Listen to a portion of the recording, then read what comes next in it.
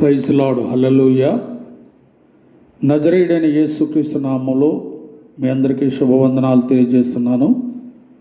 ప్రభువు మనకు అనుగ్రహించిన చక్కటి సమయాన్ని బట్టి దేవుని నామాన్ని గణపరిచి దైవవాక్యమును వినివారమై ఉంటున్నాం. దేవుడు మిమ్మలను మీ కుటుంబాలను ఈ వాక్యం ద్వారా బలపరచునుగాక. ప్రార్థన చేసుకుందాం. మహాపరిశుద్ధుడు అయిన మా తండ్రి, కృపయు కనికరము కలిగిన మా ప్రభువా, మీ నామానికి స్తుతులు స్తోత్రములు వందనాలు చెల్లిస్తున్నాం తండ్రి. నీ వాక్యాన్ని ప్రకటించడానికి ప్రభువా, నీ దాసుడినైన నాకు ఇచ్చిన ఈ శ్రేష్టమైన సమయమును బట్టి స్తుతులు వందనాలు చెల్లిస్తున్నాను ప్రభువా. ఇప్పుడు ప్రభువు నీ వాక్యాన్ని ప్రకటిస్తుండగా నీ దాసుని మరుగుపరచండి. నీ దాసుని మీరు అభిషేకించి నీ దాసుడికి ఉపకారాత్మను దయచేయమని ప్రార్థిస్తున్నాను. వాక్యం వింటున్న బిడ్డలందరినీ మీరు దీవించండి. అలాగనే ప్రభువా, మీ యొక్క జ్ఞానము ద్వారా నీ దాసుడి నోట నీ మాటలు ఉంచి నీ బిడ్డలకు వెల్లడపరచమని ప్రార్థిస్తూ ఈ వాక్య భాగం అంతట్లో ప్రారంభం నుండి ముగింపు వరకు నీ ఆత్మ సహాయాన్ని మాకు దయచేయమని నజరేయుడైన యేసుక్రీస్తు నామమున ప్రార్థన చేయుచున్నాను పరమ తండ్రి, ఆమేన్. పరిశుద్ధ గ్రంథంలో దేవుని యొక్క వాక్యాన్ని మనం విందాం. గడిచిన శుక్రవారం వాక్య భాగంలోను అలాగే ఆదివారం వాక్య భాగంలోను ఈ వాక్యాన్ని గురించి మనం విన్నాం. ఆ వాక్యం ఏమిటంటే యాకోబు పత్రిక 1వ అధ్యాయం, యాకోబు పత్రిక 1వ అధ్యాయం 2వ వచనములో వాక్యాన్ని ఆధారం చేసుకుని కొన్ని విషయాలు మనము విని ఉన్నాం. ఆ వాక్యాన్ని ఇప్పుడు మనం చదువుకుందాం. నా సహోదరులారా, మీ విశ్వాసమునకు కలుగు పరీక్ష ఓర్పును పుట్టించునని ఎరిగి. ఈ వాక్యాన్ని మనము ఆధారం చేసుకొని ఈ వాక్య భాగంలో నుండి అనేకమైన విషయాలు మనం వినగలిగాం. ఆ వాక్యము ద్వారా మనము బలపరచబడ్డాం. బైబిల్ గ్రంథంలో విశ్వాసులైన ప్రతి వారికి విశ్వాస పరీక్ష ఉందని, ఆ పరీక్షలో ప్రతి ఒక్కరూ విజయం సాధించాలని వాక్యాన్ని విన్నాం. ఆ విజయాన్ని సాధించిన వారి గురించి బైబిల్ గ్రంథంలో మనం విన్నాం. వారికి కలిగిన పరీక్షల గురించి కూడా మనం తెలుసుకున్నాం. దేవుని బిడ్డలైన మనకు మన విశ్వాసానికి పరీక్ష ఉంది. ఎవరికి ఏ పరీక్ష ఉంటుంది అనేది అది దేవుడే ఏర్పాటు చేస్తాడు. ఆ పరీక్షలో మనము విజయము సాధించే వారిగా ఉండాలి అనేది దేవుని యొక్క వాక్యము మనకు సెలవిస్తున్నమాట. బైబిల్ గ్రంథంలో మొదటిగా అబ్రహామును గురించి మనం విన్నాం. రెండవది యోసేపును గురించి మనం విన్నాం. మూడవది మోషేను గురించి మనం విన్నాం. నాలుగవది యెఫ్తాను గురించి మనం విన్నాం. ఐదవది హిజ్కియా గురించి మనం విన్నాం. ఆరవది యోబును గురించి మనం విన్నాం. ఏడవది దానియేలు గురించి మనం విన్నాం. ఎనిమిదవది షడ్రక్, మేషక్, అబేద్నెగో గురించి మనం విన్నాం. తొమ్మిదవది లాజరు గురించి విన్నాం. వీరందరూ విశ్వాస పరీక్షలో విజయము పొందిన వారిగాను దేవుని యొక్క ఆశీర్వాదాలు పొందుకున్న వారిగా బైబిల్ గ్రంథంలో నుండి మనం విన్నాం.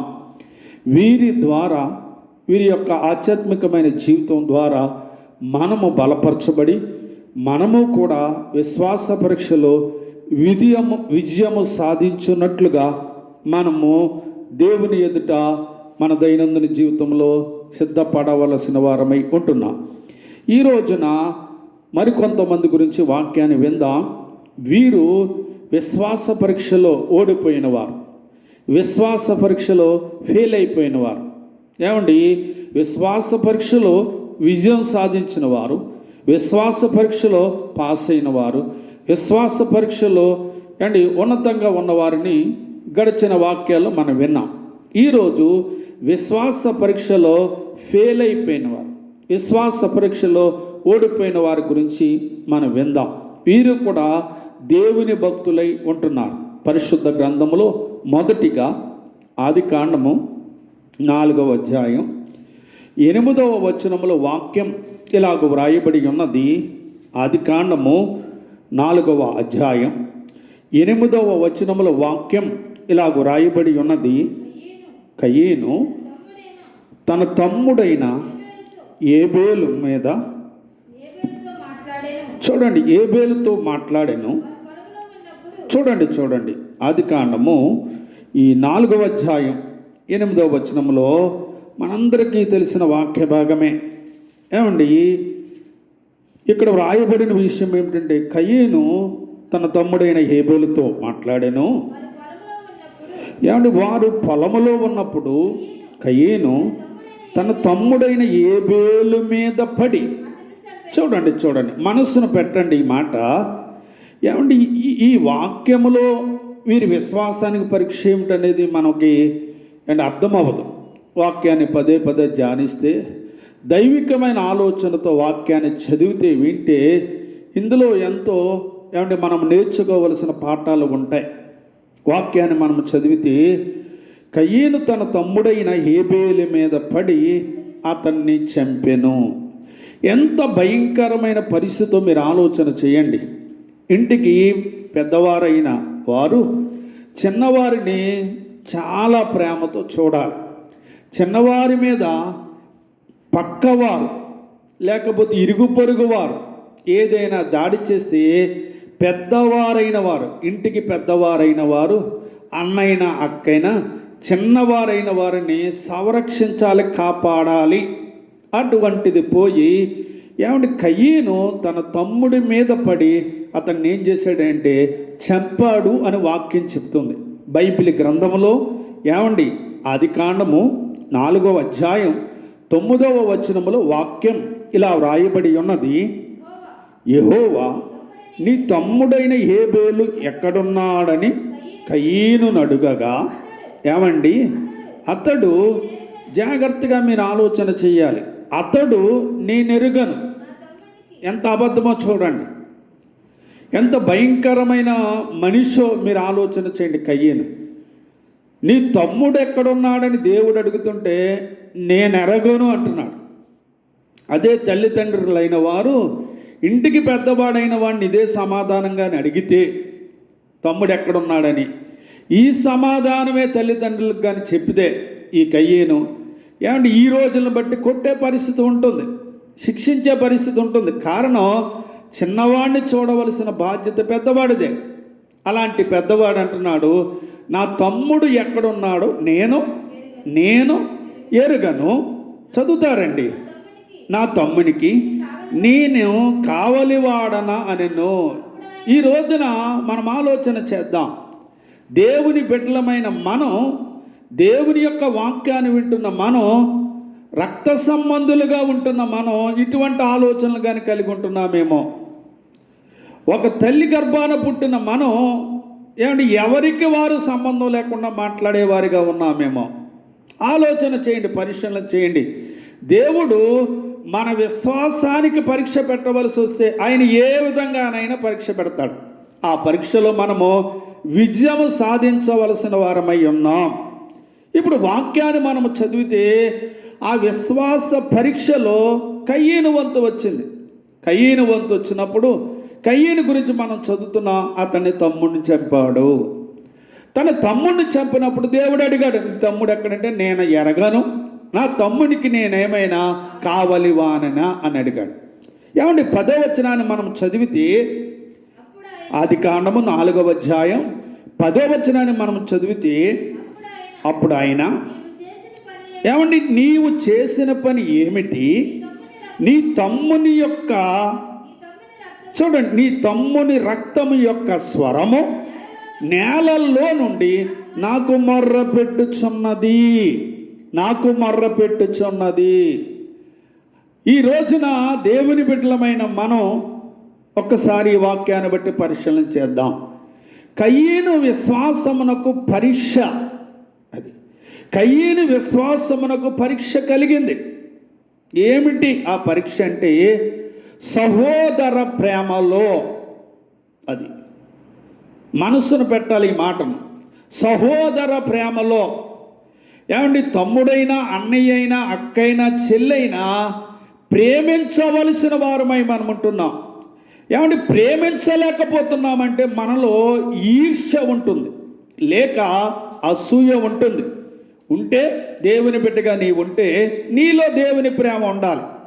దేవుని ప్రేమ లేకుండా ఉంది అంటే నీలో ఈర్ష్య ఉంది, లేకపోతే అసూయ ఉంది. బైబిల్ గ్రంథంలో వాక్యాలు మనం చదువుతున్నప్పుడు ఏమంటే యోసేపును చూసినప్పుడు తన సహోదరులు అసూయపడిరి అనుంది వాక్యం. ఈ రోజున కుటుంబస్తులుగా కలిసి ఉంటూ, రక్త సంబంధులుగా కలిసి ఉంటూ, ఒకే సేవకుని దేవుని వాక్యాన్ని వింటూ, ఒకే సంఘములో మనం నడుస్తూ, ఒకే సేవకుని యొక్క ఏమంటే సహవాసములో మనం నడుస్తూ, ఆ సేవకుడు ఇస్తున్న రొట్టెను అలాగే ద్రాక్షారసంలో మన చేతులు కలుపుతూ సహోదర ప్రేమ లేని వారిముగా మనం ఉంటున్నాం. ఈ రోజున తన సహోదరుని మీద ప్రేమ లేదు కనుకనే కయీను తన సహోదరుని ఏం చేశాడంటే చంపేశాడు. ప్రేమ ఉంటే చంపడం, ఏమండి ప్రేమ ఉంటే క్షమిస్తాడు. ఈరోజు దేవుని బిడ్డలమైన మనం ఆలోచన చేస్తే రక్త సంబంధుల మధ్య గొడవలు రావడానికి గల కారణం, కలహాలు రావడానికి గల కారణం దైవికమైన ప్రేమ వారిలో లేకపోవటం వలన. కయీనుకు లేదా కయీను విశ్వాసానికి పరీక్ష కలిగింది. ఏంటి ఆ పరీక్ష అంటే సహోదర ప్రేమలో. బైబిల్ యొక్క వాక్యాలు మనం చదివితే పరిశుద్ధ గ్రంథములో ఎబ్రిల్కి రాసిన పత్రిక 13వ అధ్యాయం 1వ వచనములో వాక్యం ఇలా వ్రాయబడి ఉన్నది. ఎబ్రిల్కి రాసిన పత్రిక ఏమండి చూడండి ఎబ్రిల్కి రాసిన పత్రిక 13వ అధ్యాయం 1వ వచనములో సహోదర ప్రేమ నిలువరముగా ఉండనీయుడి. ఆ ప్రేమలో ఎటువంటి మార్పు రాకూడదు. దేవునిని నమ్మిన మనం చచ్చే వరకు దేవుని ప్రేమలో మార్పు అనేది రాకూడదు. ఈ రోజున దేవుని బిడ్డల్లో దైవికమైన ప్రేమ మార్పు కలుగుతుంది కనుక ఆ ప్రేమ లేకపోవటం వలన మనం ఎంతకైనా తెగిస్తున్నాం. ఈ రోజున వాక్యాన్ని వింటున్న నీవు, వాక్యాన్ని ప్రకటిస్తున్న నాకు, మన జీవితంలో ప్రేమ విషయంలో, సహోదర ప్రేమ విషయంలో పరీక్ష గాని దేవుడు పెడితే ఆ పరీక్షలో విజయాన్ని సాధిస్తున్నామా, ఓడిపోతున్నామా? ఓడిపోయేవారుగా ఉంటే చాలా భయంకరంగా ఉంటుంది పరిస్థితి. బైబిల్ లేఖనం సెలవిస్తుందండి, అక్రమము విస్తరించుట చేత అనేకుల ప్రేమ చల్లారిపోతుంది. ఏమండి అన్నదమ్ములకు, అక్క చెల్లెలకు, రక్త సంబంధులకు ఈ రోజున పడడం లేదు, పసకడం లేదా? వాక్యాన్ని బట్టి ఆలోచన చేయండి. ఏం చేశాడు హేబేల్ అంటే? ఏ తప్పు చేయలేదు, కల్మషము లేని వ్యక్తి. అటువంటి వ్యక్తి మీద పడి అతను చంపేశాడు. ఎందుకు చంపాడంటే అతనికి సహోదర ప్రేమ అనేది లేదు. అయ్యో నాకంటే చిన్నవాడు, నేను ప్రేమించాలి, తండ్రి తర్వాత తండ్రి లాంటి వాడిని అనే మనసు కూడా కయీనుకు లేదు కనుకనే అతడు ఏం చేశాడని చంపేశాడు.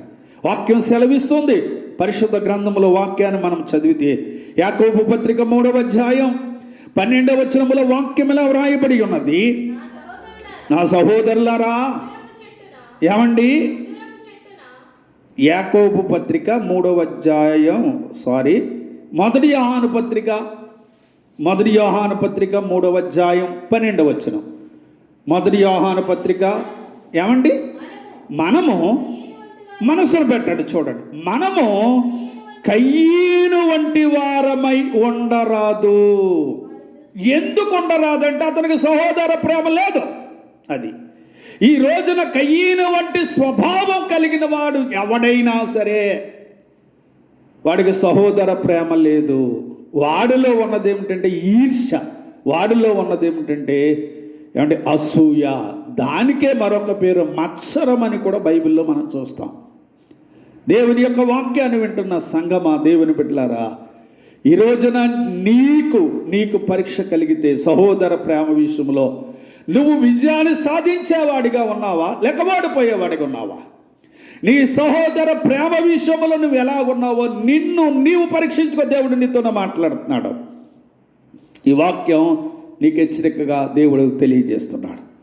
బైబిల్ గ్రంథం సెలవిస్తుంది, మనము కయీను వంటి వారమై ఉండరాదు. దేవుని బిడ్డలైన మనం దేవుని ప్రేమ మనలో ఉంటే మొదటి యోహాను పత్రిక 3వ అధ్యాయం 16వ వచనంలో వాక్యం ఇలా వ్రాయబడి ఉన్నది, ఆయన మన నిమిత్తము ప్రాణము పెట్టెను గనుక దీని వలన ప్రేమ ఎట్టిదని తెలుసుకొనుచున్నా మనము కూడా మనస్సును పెట్టాలన్నమాట. చాలా చాలా ఇంపార్టెంట్గా ఈ మాట వినాలి. ఏదో వాక్యాన్ని వింటున్నాం, ఏమండి ఏదో చెప్తున్నారు అన్నట్టుగా ఉండొద్దు. చెప్పబడుతున్న మాట 1కి 10 సార్లు మీరు ఆలోచన చెయ్యండి. వినడం కదా, మరలా వినండి. దేవుడు ఎందుకు మనతో ఈ విషయాలు మాట్లాడుతున్నాడు అనేది ఆలోచన చెయ్యాలి. మనము కూడా చదువుతారండి, మనము కూడా సహోదరుల నిమిత్తం మన ప్రాణములు పెట్ట బద్ధులమై ఉన్నాము. దేవునికి స్తోత్రం, హల్లెలూయా. దేవుని నామానికే మహిమ కలుగునుగాక, మహిమ కలుగునుగాక. సహోదరుల నిమిత్తం ఏం పెట్టాలి? మనం ప్రాణం పెట్టాలి. మరి కయ్యను ఏం పెట్టాడు? ప్రాణం తీశాడు. అది కయ్యను ఏం పెట్టాడు? ప్రాణం తీశాడు. దేవుని బిడ్డలైన మనం ఏం చేయాలి? ప్రాణం పెట్టాలి. ఈరోజున ఆలోచన చేయండి. సహోదరుల ప్రాణమును, సహోదరులకు ప్రాణం పెట్టేవారుగా ఉన్నామా, సహోదరుల ప్రాణం తీసేవారుగా ఉన్నామా? ఈ రోజున ఆలోచన చేయండి. కయ్యను విశ్వాసమునకు పరీక్ష కలిగింది. ఏంటా పరీక్ష అంటే సహోదర ప్రేమలో. ఆ ప్రేమలో కయ్యను ఓడిపోయాడు. ఆ ప్రేమలో, సహోదర ప్రేమలో కయ్యను ఏమయ్యాడండి? ఓడిపోయాడు. ఓడిపోయాడు కనుక ఆ ఫలితం చూడండి. ఆదికాండము 4వ అధ్యాయం 11వ వచనం. ఆదికాండం 4వ అధ్యాయం 11వ వచనం. కావున ఏమండి, నీ తమ్ముని రక్తము, చూడాలండి వాక్యాన్ని. నీ తమ్ముని రక్తము నీ చేతుల్లో నుండి పుచ్చుకొనుటకు నోరు తెరిచిన ఈ నేల మీద ఉండకుండా, ఏమండి వినాలి. ఈ నేల మీద ఉండకుండా నీవు శపింపబడిన వాడవు. అది నీ విశ్వాసానికి కలిగే పరీక్షలో ఆ పరీక్ష ఏమిటంటే సహోదర ప్రేమ. నీ సహోదరుడు అంటే, నీ సహోదరి అంటే ప్రేమ ఉందా, లేక ఈర్ష్య ఉందా, అసూయ ఉందా, మత్సరం ఉందా? నువ్వే తేల్చుకోవాలి. దేవుని ప్రేమండి అని ప్రజలకు చెప్పడం కాదు. మనము ప్రేమ కలిగి ఉండాలని చెప్పడం కాదు. ప్రభు ప్రేమతో ప్రేమించుచున్నానని పాటలు పాడటం కాదు. ఈ రోజున సహోదర ప్రేమ కలిగి ఉన్నావా? వాక్యం సెలవిస్తుంది, సహోదర ప్రేమ నిలవరముగా ఉండనివ్వండి. ఏంటి, మనము సహోదరుల నిమిత్తం ప్రాణము పెట్ట బద్ధులమై ఉన్నామని వాక్యం చెప్తుంది. మనము కయ్యను వంటి వారమై ఉండరాదు. ఈరోజున ఈ పరీక్ష నువ్వు ఎదుర్కొంటున్నావా? ఈ పరీక్షలో నువ్వు ఫెయిల్ అయిపోతూ వచ్చావా? ఒకవేళ వస్తే కయ్యనికి అవకాశం లేదు. ఈరోజు వాక్యాన్ని వింటున్న నీకు అవకాశం ఉంది. అవకాశం ఉంది కనుక దేవుని దగ్గర పశ్చాత్తాపపడు. అవును ప్రభువా, నా సహోదరి విషయంలో, నా సహోదరుడి విషయంలో ప్రేమ లేకుండా నేను జీవిస్తున్నాను, కఠినముగా నేను బ్రతుకుతున్నాను, ఈర్ష్య కలిగి ఉన్నాను, అసూయ కలిగి ఉన్నాను, మత్సరము కలిగి ఉన్నాను అని ఈ రోజున నీ మనసులో దేవుని దగ్గర పశ్చాత్తాపపడు. బైబిల్ లేఖనం సెలవిస్తుంది, ఏమండి, బుద్ధి లేని వారు అసూయ వలన చస్తారని వాక్యం చెప్తుంది యోబు గ్రంథంలో. ఈ రోజున విడిచిపెట్టాలి నీ జీవితంలో ఇటువంటి ఆలోచనలు నీకుంటే. బైబిల్ గ్రంథంలో వాక్యాలు మనము చదివితే, పరిశుద్ధ గ్రంథం, ఏమండి మీరు చదవక్కర్లతో మనస్సును పెట్టండి ఈ మాటలు. 1 యోహాను పత్రిక 4వ అధ్యాయం 8వ వచనంలో, ప్రేమ లేనివాడు దేవుణ్ణి ఎరగడు. ప్రేమ లేనివాడు దేవుణ్ణి ఎరగడు. సంవత్సరాల తరబడి మందిరానికి వస్తున్నా, ఏమండి సంవత్సరానికి 2 సార్లు బైబిల్ చదివి ముగిస్తున్నా, ఎన్నో రోజులు ఎన్నో నెలలు ఉపవాసం ఉంటున్నా, ఎన్నో పాటలు కంఠస్థం పట్టినా, ఎంతో మంది దైవజనుల యొక్క వాక్యాలను విన్నా, ఎన్నో మీటింగుల్లో నువ్వు నడిచిన, ప్రభుకి ఎంతో ఘనమైన కానుకలు ఇచ్చిన, దేవుని ప్రేమ లేకపోతే వాక్యం సెలవిస్తుంది, ప్రేమ లేనివాడు దేవుణ్ణి ఎరగడు. మొదటి యోహాను పత్రిక 2వ అధ్యాయం 9వ వచనములో ప్రేమ లేనివాడు చీకట్లోనే ఉన్నాడు. దేవునికి స్తోత్రం. ఈ యొక్క రాత్రి మీరు ఆలోచన చేయాలి. ఈ సమయమున వాక్యం చేత దేవుడు నిన్ను హెచ్చరిస్తుంటే నీలో ప్రేమ ఉందా? సహోదర ప్రేమ ఉందా లేదా? కయీనుకు సహోదర ప్రేమలో పరీక్ష కలిగింది. అతడు ఓడిపోయాడు. ఓడిపోయిన దానికి ఫలితం ఏమిటంటే అతడు శపించబడిన వాడిగా ఉన్నాడు. వాక్యం సెలవిస్తుంది, ఏమండి, ఆశీర్వాదమునకు వారసులగుటకు నేను నిన్ను పిలిచాను. దేవుడేమో ఇలా చెప్తుంటే నీ జీవితంలో ఎందుకు పతనమైపోతున్నా, పడిపోతున్నా, ఓడిపోతున్నా? ఈరోజైనా ప్రభుని అడుగు, దేవా నీ ప్రేమ నాకు కావాలి. నా సహోదరుని నేను ప్రేమించలేకపోతున్నాను. ప్రేమ లేని వాళ్ళకు ఉంటున్నాను. ప్రేమ లేనివాడు దేవుని ఎరగడు. ప్రేమ లేనివాడు ఎక్కడున్నాడటండి? చీకట్లో ఉన్నాడు. మొదటి యోహాను పత్రిక 4:10 వ్రాయబడుతుంది, ప్రేమ లేనివాడు అబద్ధికుడు. కయీను అన్నాడు, నా తమ్ముడు నేను ఎరగను. చూసారండి, ప్రభు అడుగుతున్నాడు, దేవుడు అడుగుతున్నాడు, కయీను నీ తమ్ముడు ఎక్కడంటే, నా తమ్ముడిని నేను ఎరగను, నా తమ్ముడికి నేను ఏమన్నా కావలివా అని అన్నాడు. ప్రేమ లేనివాడు అబద్ధికుడు. మొదటి యోహాను పత్రిక 3వ అధ్యాయం 14వ వచనములో వాక్యం ఇలా వ్రాయబడింది, ప్రేమ లేనివాడు మరణమందు నిలిచి ఉన్నాడు. మనసును పెట్టండి వాక్యం.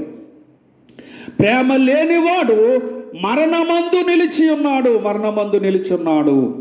మొదటి యోహాను పత్రిక 3వ అధ్యాయం 10వ వచనములో ప్రేమ లేనివాడు దేవుని సంబంధులు కారు. ప్రేమ లేనివాడు దేవుని సంబంధులు కారు. మొదటి యోహాను పత్రిక 3వ అధ్యాయం 15వ వచనములో ప్రేమ లేనివాడు నరహంతకుడు. చూడండి, ఇవన్నీ కయ్యన్లో ఉన్నాయి. బైబిల్ యొక్క లేఖనాలను మనం ఆలోచన చేస్తే మొదటి కొరింథీయులకు రాసిన పత్రిక 13:2 మనం చదువుతాం, ప్రేమ లేనివాడు వ్యర్థుడు. ఈ రోజున ఏమంటే కయీను విశ్వాసానికి పరీక్ష కలిగింది. ఎందులో అంటే సహోదర ప్రేమలో. ఆ పరీక్షలో అతను ఫెయిల్ అయిపోయాడు, ఓడిపోయాడు.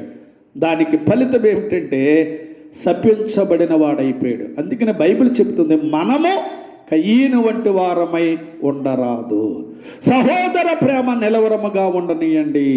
ఈ కడవరి కాల దినముల్లో అనేకుల ప్రేమ అక్రమము విస్తరించుడి చేత చల్లారిపోతుంది. దేవుని యొక్క వాక్యం సెలవిస్తుంది ప్రకటన గ్రంథంలో, నీ మీద ఒక నేరం మోపవలసి ఉంటుంది, మొదట నీకుండిన ప్రేమను నీవు అది. ఈరోజున ఆలోచన చేయండి, నీలో ప్రేమ ఉందో లేదో నీకు తెలుసు. ప్రేమ లేదా నీలో ఉండేది ఈర్ష్య, ప్రేమ లేదా నీలో ఉండేది అసూయ, ప్రేమ లేదా నీలో ఉండేది మత్సరం. వాక్యాన్ని బట్టి ఆలోచన చేయండి. ప్రేమ కలిగిన వాడు క్షమిస్తాడు. ప్రేమ కలిగిన వాడు ఆరోగ్యంగా ఉంటాడు. ఈరోజున ఆలోచన చేయండి. ప్రేమ కలిగిన వాడు ఏమండి ఇతరులను ఏం చేస్తాడంటే బాగు చేస్తాడు, పాడు చేయడం. వాక్యాన్ని బట్టి మీరు ఆలోచన చేస్తే ప్రేమ కలిగిన వాడు కనుకనే యేసేపు తన అన్నలను ఏం చేశాడంటే క్షమించాడు. ప్రేమ కలిగిన వాడు ఎప్పుడు సమృద్ధి కలిగి ఉంటాడు. దేవునికి స్తోత్రం, హల్లెలూయా. తన సహోదరులకు ప్రేమ లేదు కనుకనే ఆహారం అడుక్కోవలసిన పరిస్థితి వచ్చింది. ఈ రోజున అటువంటి జీవితాలు మనకొద్దు. ఈ రోజున అటువంటి బ్రతుకులు మనకొద్దు. వాక్యాన్ని వింటున్నాం ఈ రాత్రి. మొదటిగా కయీను విశ్వాసానికి పరీక్ష కలిగింది. ఏ పరీక్ష అంటే చెప్పండి? సహోదర ప్రేమలో. ఆ పరీక్షలో అతడు ఏమైపోయాడు? ఓడిపోయాడు, ఫెయిల్ అయిపోయాడు. దాని ఫలితం అతడు ఏమైపోయాడండి? శపించబడ్డాడు. ఈ రోజున దేవుడు నీకు నాకు అవకాశం ఇచ్చాడు, మనలను సజీవులుగా ఉంచాడు. ఈరోజు ఈ వాక్యాన్ని వింటున్నాము కనుక మనము సరిచేయబడాలి. సహోదర ప్రేమ విషయములో ఏమండి దేవుడు చెప్పిన విధంగా మనం ఉండాలి. దేవునికి స్తోత్రం, హల్లెలూయా. దేవుని ప్రేమలో లోపం లేని వారిగా మనం ఉండాలి. సహోదర ప్రేమ యందు అమర్చబడిన వారిగా మనం ఉండాలి. ఆలోచన చేద్దాం. రెండవదిగా ఏప్రిల్కి రాసిన పత్రిక 12వ అధ్యాయం వాక్యాన్ని చదువుదామండి. ఏప్రిల్కి రాసిన పత్రిక 12వ అధ్యాయం 16వ వచనములో వాక్యం ఇలా వ్రాయబడి ఉన్నది. ఒక పూట కూటి కొరకు తన జ్యేష్ఠత్వపు హక్కును అమ్మివేసిన యాసావు వంటి భ్రష్టుడైనను వ్యభిచారి అయినను ఏమండి చూడాలి, ఉండునేమో అని జాగ్రత్తగా చూచుకొనుడి. చాలా జాగ్రత్తగా మీరు ఆలోచన చేయాలి. విశ్వాసమునకు కలుగు పరీక్షలో విజయం పొందిన వారు ఎలాగైతే ఉన్నారో, విశ్వాస పరీక్షలో ఓడిపోయిన వారు, ఫెయిల్ అయిపోయిన వారు కూడా ఉన్నారు. ఈ రోజున వీరందరి జీవితాలు దేవుడు మన ముందు పెట్టాడు. వాక్యాన్ని బట్టి మీరు ఆలోచన చేయండి. దృష్టాంతమందున్న సంగతులు యుగాంతమందు ఉన్న మనకు బుద్ధి కలగడానికి దేవుడి మాటలు వ్రాయించాడు. బుద్ధి తెచ్చుకోవాలి, నువ్వు బుద్ధి తెచ్చుకోవాలి. నాకు కాదులే వాక్యం వారికి, నాకు కాదులే వాక్యం వీరికి అనొద్దు. నీకే నువ్వు సరి చేయబడితే దేవుడు సంతోషిస్తాడు. అవును ప్రభువా, నాలో సహోదర ప్రేమ లేదు, ఒప్పుకో దేవుని దగ్గర. రెండవదిగా మనం చదువుతున్న యాసావు గురించి ఏమండి, ఒక పూట కూటి కొరకు తన జ్యేష్ఠత్వపు హక్కుని ఏం చేశాడు? అమ్మేశాడు. అంటే భోజనము కొరకు ఆశీర్వాదాన్ని అమ్మేశాడు. జాగ్రత్తగా ఆలోచన చేయాలి. దేని కొరకండి? దేని కొరకు? భోజనం కొరకు. మీరు ఆలోచన చేస్తే ఏమండి, ఆదికాండము 25వ అధ్యాయం, ఏమండి ఆదికాండం 25వ అధ్యాయం 30వ వచనంలో వాక్యం ఇలా వ్రాయబడి ఉన్నది. ఏమండి, నేను అలసి ఉన్నాను, ఎర్రగా ఉన్న దానిలో కొంచెము దయచేసి నాకు పెట్టుమని అడిగాను. అందుచేత అతని పేరు ఎదోము అనబడెను. అందుకు యాకోబు, నీ జ్యేష్ఠత్వము నేడు నాకు ఇమ్మని అడగగా యాసావు, నేను చావబోచున్నాను కదా, జ్యేష్ఠత్వము నాకెందుకనను. యాకోబు, నేడు నాతో ప్రమాణము చేయమనను. అతడు యాకోబుతో ప్రమాణము చేసి అతనికి జ్యేష్ఠత్వము అమ్మివేయగా, ఏమండి, యాకోబు ఆహారమును చిక్కుడుకాయల వంటకమును ఏసావుకు ఇచ్చెను. అతడు తిని త్రాగి లేచిపోయి అట్లు యాసావు తన జ్యేష్ఠత్వమును తృణీకరించెను. జాగ్రత్తగా ఆలోచన చేయండి. దేవుడిచ్చే ఆశీర్వాదమును, దేవుడిచ్చే దీవెనను ఈ రోజున అనేక మంది భక్తులైన వారు పోగొట్టుకుంటున్నారు. ఎలాగంటే భోజనము కొరకు, తిండి కొరకు, ఆహారం కొరకు. ఆలోచన చేయండి. ఈ రోజున ఏమంటే దేవుని వెంబడిస్తున్న అనేక వేల లక్షల మంది ప్రజలకు, దేవుని యొక్క వాక్యాన్ని ప్రకటిస్తున్న దైవ సేవకులైన వారికి కూడా ఈ మాట హెచ్చరికగా భోజనం ఉంటే చాలు. అక్కడ భక్తి ఉందా లేదా అక్కర్లేదు, అక్కడ వాక్యం ఉందా లేదా అక్కర్లేదు, అక్కడ అభిషేకం ఉందా లేదా అక్కర్లేదు, భోజనం ఉంటే చాలు. ఈ రోజున విశ్వాసులైన వారు అలాగే ఉన్నారు. దైవ సేవకులైన వారిలో కొందరు కూడా అలాగే ఉన్నారు. కొందరు అని అంటున్నానంటే అందరూ అని అనలేదు. చాలామంది జీవితంలో అంటే భోజనం పెట్టాలి, వారి జీవితంలో భోజనం కావాలి. వారి జీవితంలో పరిశుద్ధ గ్రంథంలో వాక్యాన్ని బట్టి మనం ఆలోచన చేస్తే, వాక్యాన్ని బట్టి మనం పరిశీలన చేస్తే యాసావు విశ్వాసమునకు పరీక్ష కలిగింది. వినాలి జాగ్రత్తగా. యాసావు విశ్వాసమునకు పరీక్ష కలిగింది. ఎందులో చెప్తారు ఇప్పుడు? భోజనములో, ఆహారములో, తిండిలో. ఆ పరీక్షలో అతడు ఏమైపోయాడంటే ఓడిపోయాడు. ఎంతలా ఓడిపోయాడంటే అండి, తన జ్యేష్ఠత్వమును, తన ఆశీర్వాదమును తృణీకరించాడు అని ఉంది అక్కడ. అందుకనే తన జ్యేష్ఠత్వపు హక్కును అమ్మి వేసుకున్న యాసావు వంటి భ్రష్టుడు. ఈ రోజున దేవుడు నిన్ను పిలిచినప్పుడు నీ స్థితి ఎలాగుందో ఆలోచన చేయి. దేవుడు నిన్ను పిలిచినప్పుడు నీ పరిస్థితి ఎలాగుందో ఆలోచన చేయి. ఈరోజు ఏమంటే భోజనము కొరకు ఎంత ప్రయాసపడిపోతున్నావో, ఎంత విలువైన భోజనం నీకు కావాలో ఆలోచన చేయి. ఎంత విలువైన భోజనాన్ని నువ్వు కోరుకుంటున్నావో ఆలోచన చేయి. ఒక చిన్న ఏమండి నార్మల్ భోజనం తినడానికి ఇష్టపడడం లేదు దేవుని బిడ్డలైన మనం. ఆహారం లేని వారు ఎంతో మంది ఉన్నారు, మనం వింటున్నాం, చూస్తున్నాం. ఆలోచన చేయండి, పరిశీలన చేయండి. భోజనం విషయంలో దేవుడు నీకు పరీక్ష పెడితే ఆ పరీక్షలో నువ్వు విజయాన్ని సాధిస్తావా, ఓడిపోతావా? దేవుని విశ్వాసులైన వారు మరొకసారి చెప్తున్నాను, దేవుని సంఘం ఎక్కడికి వెళుతున్నా మొదట కావాల్సింది ఏంటంటే వాళ్ళకి భోజనం. సంఘముగా మీకు ఎన్నోసార్లు నేను హెచ్చరిక చేశాను, మీరు ఎక్కడికి వెళ్ళినా మీరు ప్రాధాన్యత ఇచ్చేది దేవుని యొక్క వాక్యానికే, భోజనానికి కాదు. భోజనం అక్కడ పెట్టకపోని మనం వెళుతున్నది దేవుని యొక్క వాక్యాన్ని వినటానికి మాత్రమే. భోజనం పెట్టేవారు కూడా అంటే పక్షపాతంగా పెట్టేవారుగా ఉన్నారు. చాలా మీటింగ్స్లో నేను చూస్తాను. వాళ్ళు అక్కడ దొరుకుతారు ఖచ్చితంగా దేవునికి. ఈ రోజున ఏమంటే దొరుకుతారు ఖచ్చితంగా. పంచిపెట్టువాడు మంచి మనసుతో ఆహారం పంచిపెట్టాలి.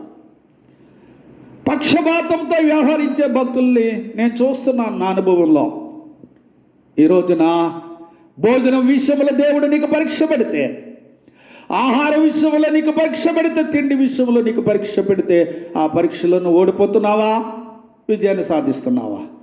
ఏసావు ఓడిపోయాడు. ఏమంటే ఎవరో ఇంటికి వెళ్ళలేదు, తన ఇంటికి వెళ్ళాడు. లోపలికి వెళితే తనకు కూడా భోజనం ఉంది. ఏమంటే ఇతడు మారేడు కొడుకు కాదు, తల్లి మారేడు తల్లి కాదు. ఇంట్లోకి వెళ్ళిపోతే చక్కగా అతనికి కూడా భోజనం ఉంది. ఒక్కడికే కాదు, ఇంటిళ్ళ పాటికి కూడా భోజనం ఉంది. కానీ యాసావు చూడండి, భోజనము కొరకు ఎంత భయంకరంగా ఆ మాట మనం వినవలసిందంటే, ఒక పూట కూటి కొరకు ఏం చేశాడు? ఈ రోజున విశ్వాసులైన మీరు ఎన్నిసార్లు భోజన విషయంలో దేవుణ్ణి నమ్మేశారు? ఆలోచన చేయండి. ఎక్కడన్నా సభలు జరుగుతుంటే ఏమండి అక్కడ ఎంత మంచిగా వాక్యం చెప్పినా భోజనం సరిలేకపోతే తిట్టుకున్న విశ్వాసులు ఎంతోమంది ఉన్నారు. ఒకసారి ఆలోచన చేయండి. ఎక్కడైనా మీటింగ్స్ జరుగుతుంటే సేవకులైన వారికి సరిగా భోజనం పెట్టకపోతే తిట్టే సేవకులు కూడా ఉన్నారు. చాలా మీటింగులో నేను నా తోటి సేవకుడు ఎన్నో మీటింగులకు వెళ్ళాం. భోజనము అక్కడ పెట్టకపోయినా ఆ మీటింగ్ను మేము చూసుకుని వచ్చాం తప్ప ఆ సేవకుడిని ఎప్పుడు విమర్శించలేదు. ఆలోచన చేయండి, పరిశీలన చేయండి. భోజనము కొరకు దేవుని పనిని పాడు చేద్దాం. బైబిల్ చెప్తుంది, భోజనం కొరకు దేవుని పనిని పాడు చేయకండి. దేవుని యొక్క వాక్యం సెలవిస్తుంది, దేవుని రాజ్యము భోజనము పానమును కాదు కానీ పరిశుద్ధాత్మయందలి ఆనందం. ఈరోజు భోజనం కొరకు దేవుణ్ణి నమ్మేసే భక్తులు ఉన్నారు. భోజన విషయంలో అనేక మంది ఓడిపోతున్నారు ఈ రోజున. ఒకవేళ విశ్వాస పరీక్ష అనేది నీకు భోజన విషయంలో అయితే నువ్వు ఓడిపోయావా, విజయాన్ని సాధించావా? బైబిల్ గ్రంథంలో వాక్యాన్ని మనము చదివితే సామెతల గ్రంథం 23వ అధ్యాయం 2వ వచనంలో వాక్యం ఇలా వ్రాయబడి ఉన్నది, నీవు తిండిపోతువైన ఎడల నీ గొంతుకు కత్తి పెట్టుకోనము. బైబిల్ చెప్తుంది. ఎంత దొరికితే అంత తినేయడం కాదా? వద్దు నీ జీవితంలో. భోజన ప్రియులు ఎక్కువైపోయారు ఈ రోజున. భోజన ప్రియులు ఎక్కువైపోయారు. కారణం ఏమిటంటే బైబిల్ చెప్తుంది, వారి కొడుపే వారికి దేవుడా. ఇంకా వాక్యం అక్కలొద్దు, ప్రార్థన అక్కలొద్దు, ఆరాధన అక్కలొద్దు, కడుపు నిండితే చాలు. అబ్బా ఎంత చక్కగా భోజనాలు పెట్టాడో పొగిడేస్తున్నారు. అక్కడ వాక్యం ఉందంటే వాక్యం లేదు, ఆరాధన ఉందంటే ఆరాధన లేదు. మరి ఏమిటంటే చక్కగా భోజనం పెట్టాడంట, అంతే. దేవుడు ప్రశ్నిస్తున్నాడండి, ఊరుకోడు, ఏమన్నా విడిచిపెట్టడం. వాక్యం చెప్పే నన్ను విడిచిపెట్టాడు, నిన్ను విడిచిపెట్టడం. వారి కొడిపే వారికి దేవుడు. ఈ రోజున అనేక మంది జీవితంలో, నేను రక్షించబడిన దినముల్లో ఒక అయ్యగారి గురించి చెప్పుకునేవారు. ఆ అయ్యగారు ఏ భోజనం పెట్టినా చక్కగా తినేసేవాడు. అయ్యగారు ఇంత చక్కగా మీరు భోజనం చేస్తున్నారు, ప్రసంగం ఎలాగుంటుందని అడిగితే, జాగ్రత్తగా మీరు వినాలి, ప్రసంగం ఎలాగుంటుందని అడిగితే, అమ్మ భోజనమా నీ ఇష్టం, ప్రసంగం మీ అదృష్టం అని చెప్పేవాడు ఆయన. భోజనం అంటే ఏమిటంటండి, ఆయన ఇష్టపడ్డ, ప్రసంగం వినేవాడు అదృష్టం. ఇలాగ ఉంది పరిస్థితి.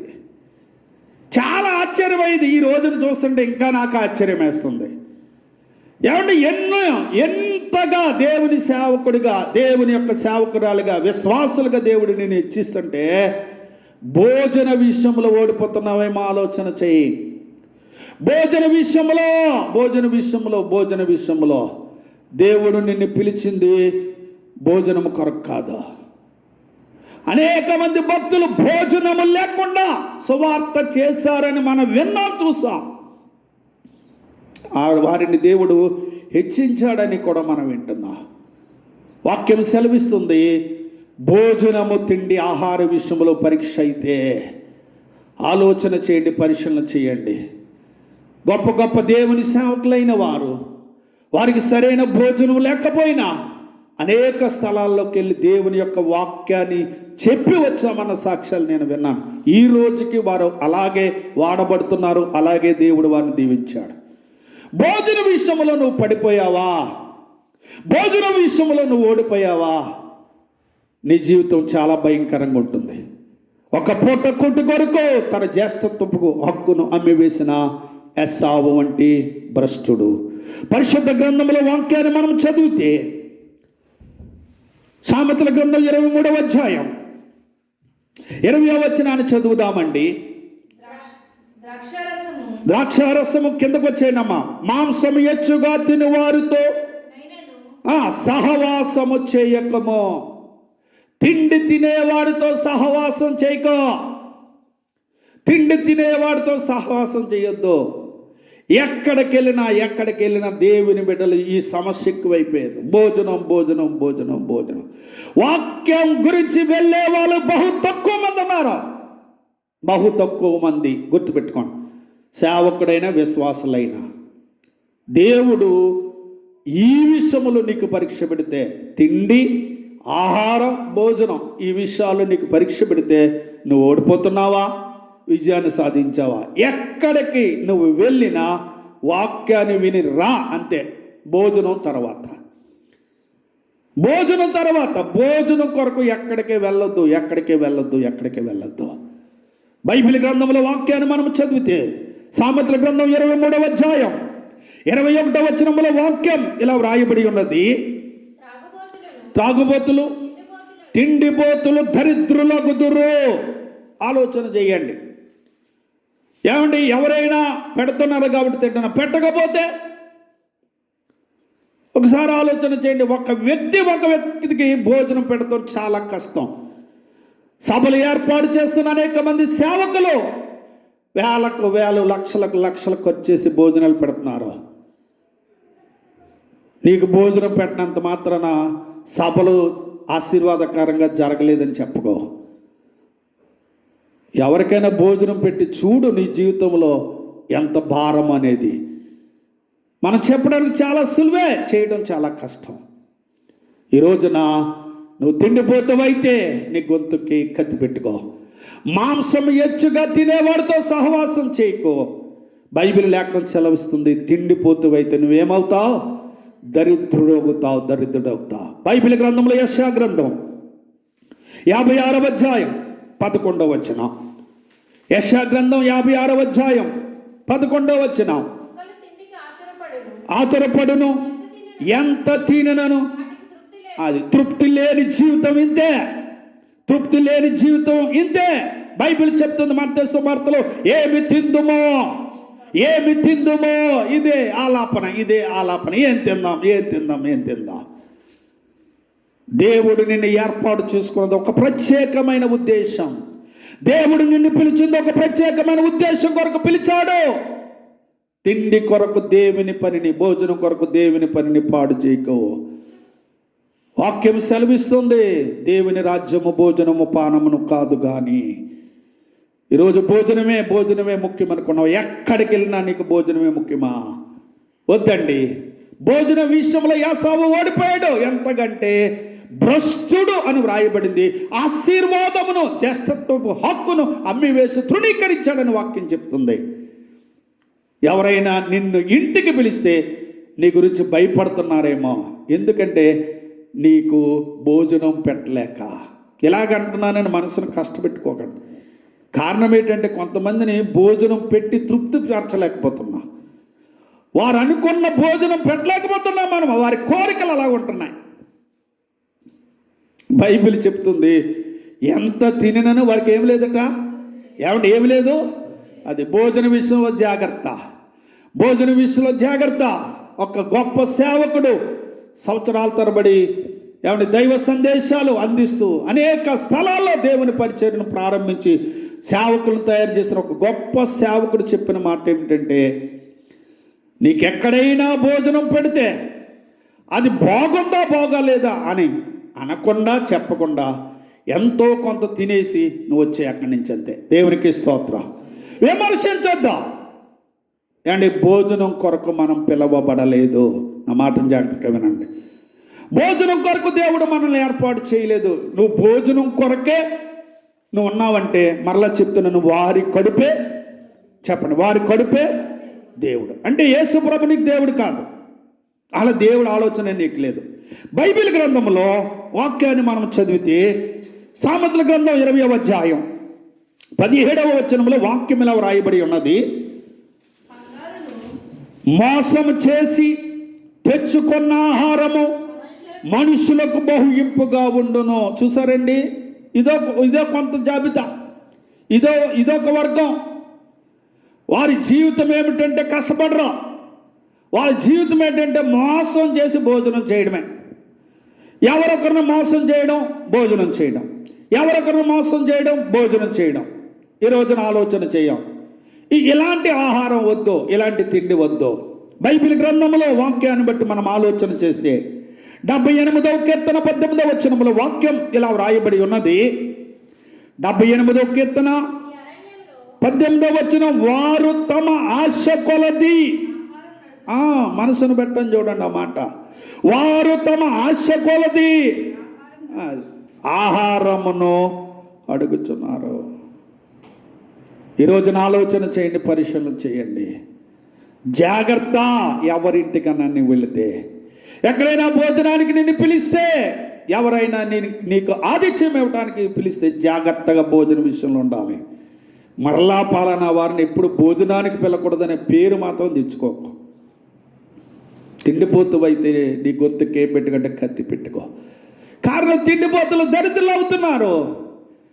తిండిపోతుతో నువ్వేం చేయకంటే సహవాసం చేయకు. కారణం వారు ఎంత తిన్నా వారికి ఏం లేదంటే తృప్తి లేదు. వారు మోసం చేసిన భోజనం తెచ్చుకుంటున్నారు. చాలామంది జీవితంలో ఆశ కొలది ఆహారం అడుగుచున్నారు. ఏమంటే బైబిల్ గ్రంథంలో వాక్యాన్ని మనం చదువుతున్నప్పుడు మొదటి కొరింథీయులకు రాసిన పత్రిక 10వ అధ్యాయం 10వ వచనంలో వాక్యం ఇలా వ్రాయబడి ఉన్నది, కాబట్టి భోజనము చేసినను దేవుని మహిమ కొరకే. అది గుర్తుపెట్టుకోండి. ఇదేంటంటే బాబు భోజనమే చేయొద్దు అన్నాడు పాస్టర్ గారు అని అనుకోవద్దు. ఆలోచన చేయండి, పరిశీలన చేయండి. దేవుని మహిమ కొరకు. ఈ రోజున ఎక్కడ భోజనం పెడితే అక్కడికి పరిగెట్టుకుని పోతున్నావు నువ్వు. ఆలోచన చేయండి, పరిశీలన చేయండి. ఎక్కడ భోజనం పెడితే అక్కడ భోజనం చేయటం లేదు. బైబిల్ లేఖనంలో వాక్యాన్ని బట్టి మనం చదివితే ఆదికాండము 43వ అధ్యాయం 32వ వచనంలో వాక్యం ఇలా వ్రాయబడి ఉన్నది. ఆదికాండము 43వ అధ్యాయం 32వ వచనం, ఏమండి, అతనికిని వారికిని ఏమండి